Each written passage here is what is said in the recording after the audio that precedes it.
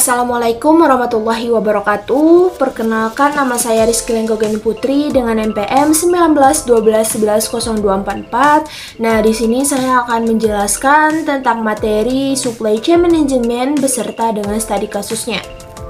Nah, pertama-tama apa sih Supply Chain Management itu? Nah, Supply Chain Management merupakan aplikasi terpadu yang memberikan dukungan sistem informasi kepada manajemen dalam pengadaan barang dan jasa bagi perusahaan, sekaligus mengelola hubungan di antara mitra untuk menjaga tingkat kesediaan produk dan jasa yang dibutuhkan perusahaan secara optimal. Selanjutnya adalah contoh study case dari SCM atau Supply Chain Management, yaitu studi kasus pada Carrefour Indonesia. Selanjutnya, yang pertama adalah masalah-masalah yang ada di Carrefour Indonesia berkaitan dengan SCM tersebut adalah masalah yang berhubungan dengan supplier, mengenai bagaimana supplier dapat memenuhi kebutuhan Carrefour secara kuantitas dan tepat waktu.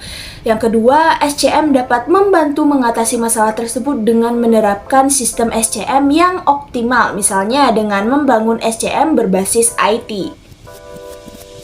Tantangan dalam melakukan strategi supply chains di Carrefour Indonesia adalah yang pertama, bagaimana cara Carrefour Indonesia dapat menjamin kelancaran distribusi barang ke gerai-gerai Carrefour di seluruh Indonesia dengan tepat waktu, menjamin barang yang diminati customers tidak pernah menjadi out of stock agar customer tidak berpindah ke pesaing. Yang kedua, bagaimana Carrefour Indonesia menerapkan aplikasi supply chain yang mampu menjalankan sistem pengelolaan gudang. Selanjutnya, cara yang dilakukan dalam mengatasi tantangan tersebut adalah Carrefour Indonesia dalam menjamin kelancaran distribusi barang adalah dengan mengubah fungsi Distribution Center atau DC yang sebelumnya sebagai gudang penyimpanan menjadi tempat pendistribusian barang ke gerai-gerai Carrefour di seluruh Indonesia. Carrefour Indonesia menggunakan aplikasi supply chain yang mampu menjalankan warehouse management system, yaitu Infolog.